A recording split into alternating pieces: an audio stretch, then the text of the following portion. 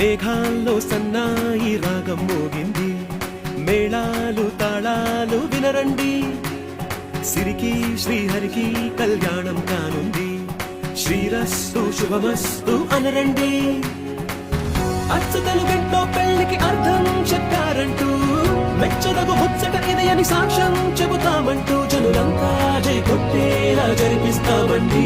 అందాల కుందనపు